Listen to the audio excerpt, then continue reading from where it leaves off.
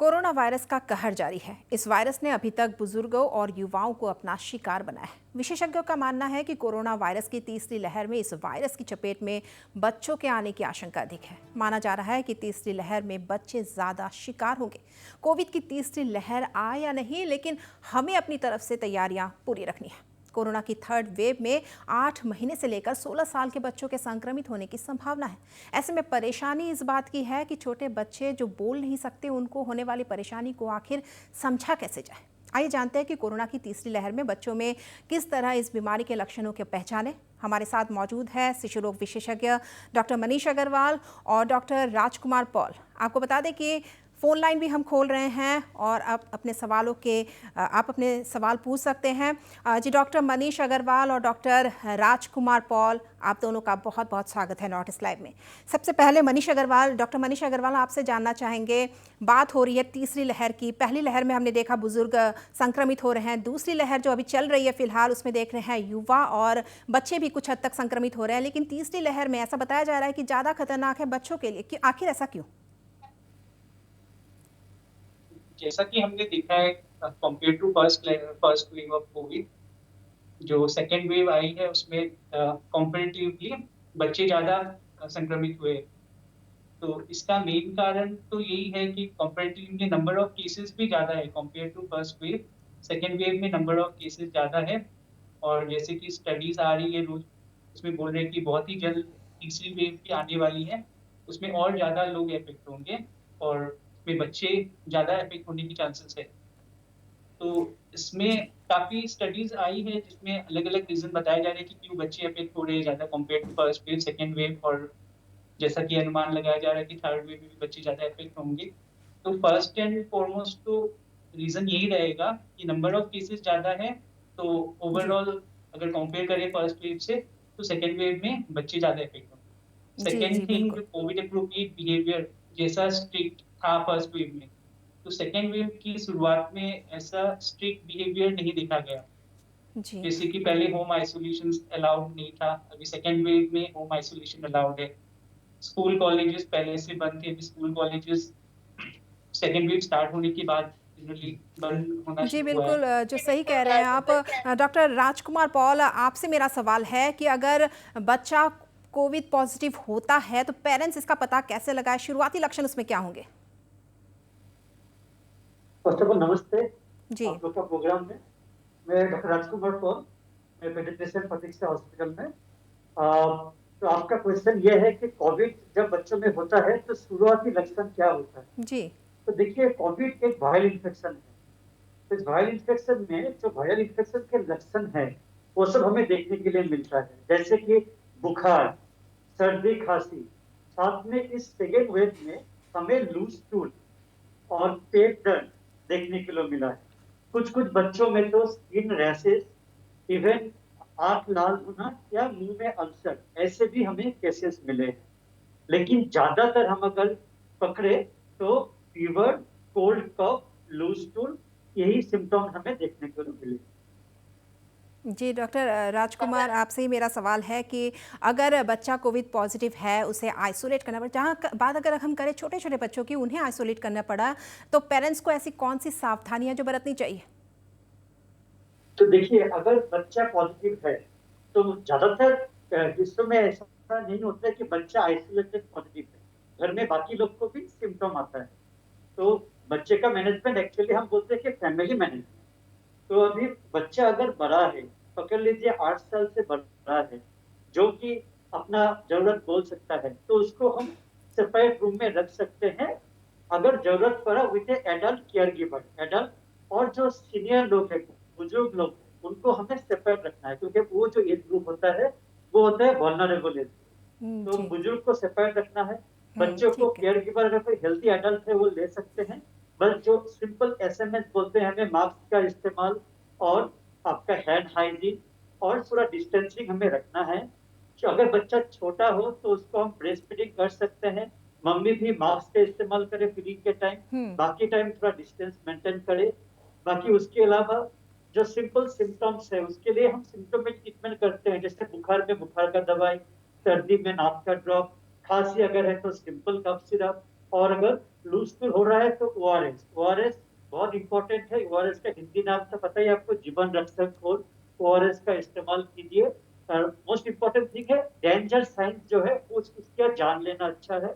अगर सांस में तकलीफ हो या डिहाइड्रेशन हो, जैसे यूरिन नहीं कर रहा है, ज्यादा कमजोर हो गया, तो आपके डॉक्टर से हमेशा कांटेक्ट में रहिए, उनको इन्फॉर्म करते रहिए। हर 2 दिन में उनको एटलीस्ट व्हाट्सएप में अपडेट देते रहिए, तो सेफ्टी ज्यादा मेंटेन रहेगी। जी डॉक्टर मनीष अग्रवाल, आपसे मेरा सवाल है, रेस्पिरेटरी रेट, पल्स रेट या फिर जिस तरह बात हो रही है सैचुरेशन रेट की, तो वो क्या होनी चाहिए बच्चों में जिससे हम समझ सके कि वो स्वस्थ है, और क्या हमें बार बार इसे चेक करते रहना चाहिए? एक बार क्वेश्चन रिपीट कर दीजिए। जी डॉक्टर मनीष अग्रवाल, हम आपसे ये पूछ रहे हैं कि बच्चों में रेस्पिरेटरी रेट जो होती है, पल्स रेट होती है जैसे बड़ों में, तो बच्चों में वो रेस्पिरेटरी रेट, पल्स रेट या फिर सैचुरेशन रेट कितनी होनी चाहिए ताकि हमें पता चले कि वो स्वस्थ है, और क्या हमें इसकी जांच करती रहनी चाहिए बार बार?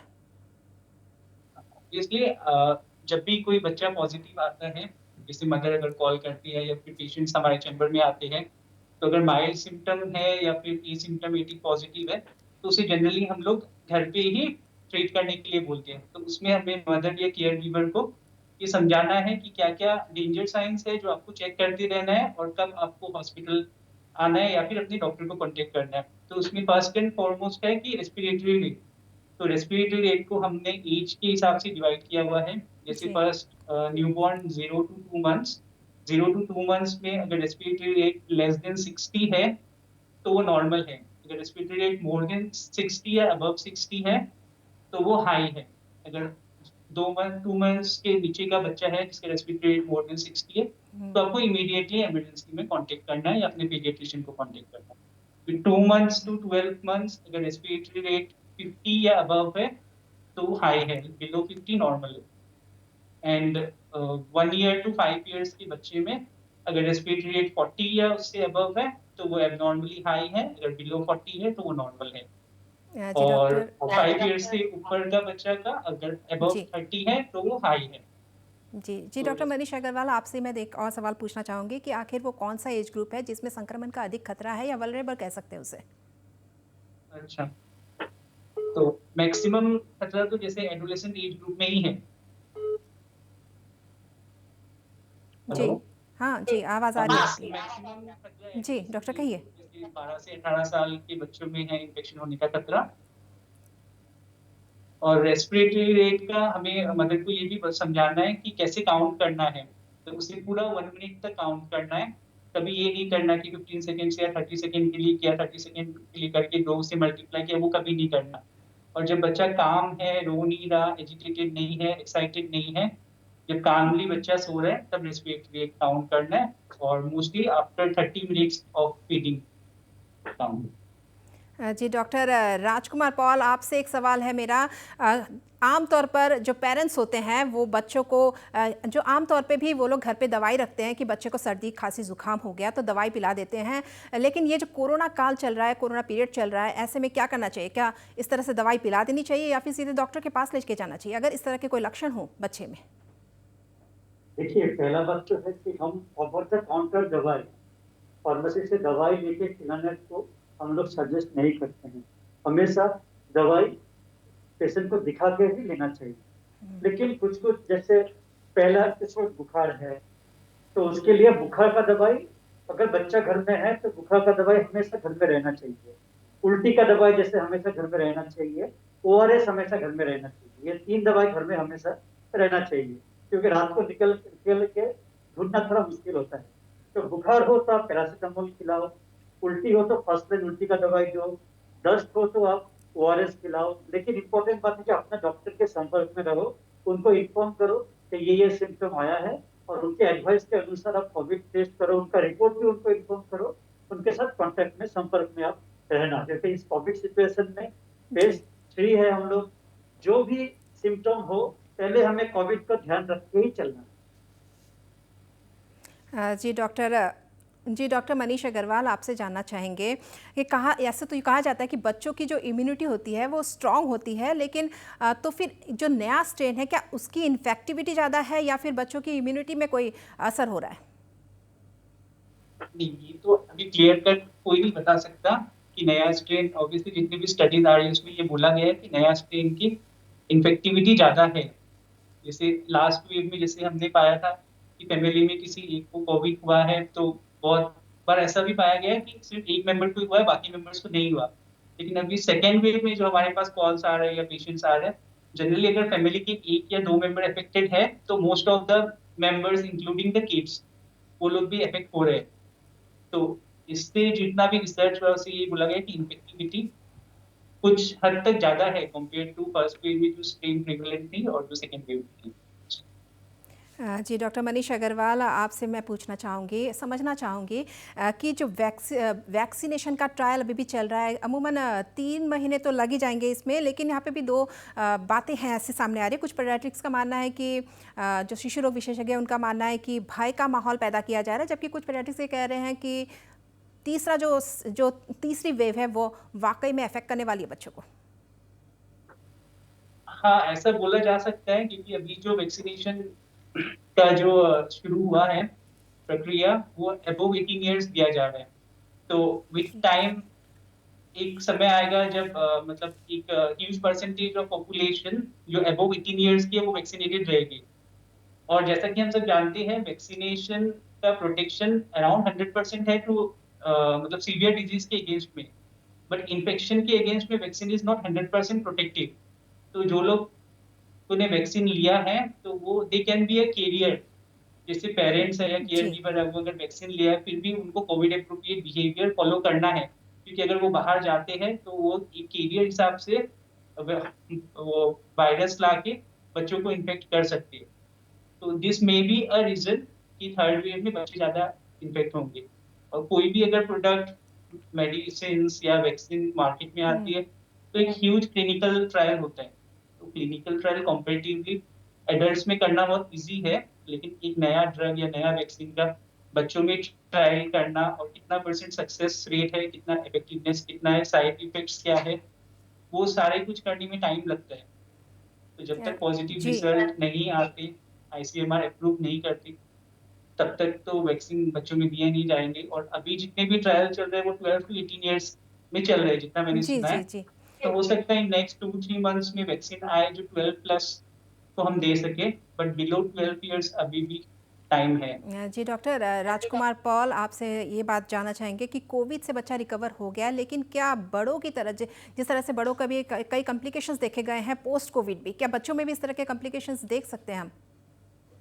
बिल्कुल अच्छा अच्छा सवाल है आपका, क्योंकि ऑलरेडी बहुत सारे बच्चे हमारे फॉलो अप में हैं जिनको कोविड हो गया था।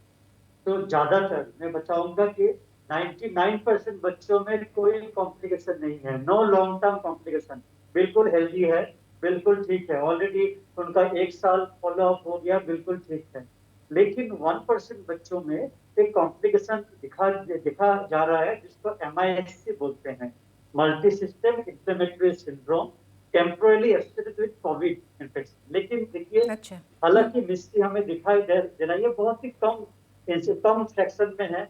और जिनको हुआ है, अगर अच्छे से डिटेक्ट हो गया, ऑलमोस्ट ऑल हैव रिकवर्ड।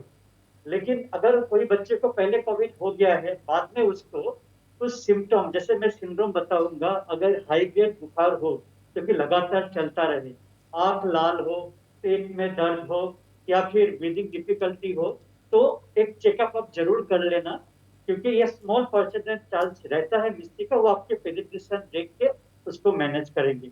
लेकिन फियर या फिर डरना नहीं है, ज्यादातर बच्चे अच्छे से रिकवर कर रहे हैं और बिल्कुल ठीक। जी डॉक्टर मनीष अग्रवाल, आपसे जानना चाहूँगी, माइल्ड, मॉडरेट और सीवियर, ये 3 कैटेगरी है जिसमें बच्चे इन्फेक्टेड होते हैं। किस तरह का ट्रीटमेंट किया जाता है जब अगर आपके पास कोई इस तरह का बच्चा आता है जो कोविड पॉजिटिव हुआ है, उसमें माइल्ड सिम्टम्स हो या मॉडरेट सिम्टम्स हो या सीवियर सिम्टम्स हो, किस तरह से ट्रीटमेंट किया जाता है, उपचार कैसे होता है? पहले तो हमें जानना होगा कि माइल्ड, मॉडरेट और सीवियर क्या है। जी। क्योंकि माइल्ड कोविड वही है जिसका माइल्ड सिम्टम्स है, mild symptoms like fever, sore throat, mild cough and cold without any breathing difficulty, मतलब फास्ट ब्रीदिंग नहीं है, ब्रीदिंग प्रॉब्लम नहीं है, like breathing problem like grunting, subcostal retractions, मतलब सांस लेने में जो प्रॉब्लम होता है वो हमें पेरेंट्स को बताना पड़ेगा कि अगर फास्ट ब्रीथिंग है, जैसे पहले डिस्कस किया, तब वो मॉडरेट की तरफ जाएगा। और अगर ब्रीथिंग प्रॉब्लम है, मतलब सांस के साथ जी जी डॉक्टर मनीष अग्रवाल और डॉक्टर राजकुमार पॉल, बहुत बहुत धन्यवाद हमसे जुड़ने के लिए। तो दर्शकों को हम एक बार बता दें कि पेरेंट्स के लिए सावधान रहना बहुत ज़रूरी है। तीसरी वेव आए ना आए, लेकिन अपने बच्चों को कोरोना से बचा के रखना है। सावधान रहिए, सेफ रहिए और हमेशा खुशहाल रहिए। धन्यवाद।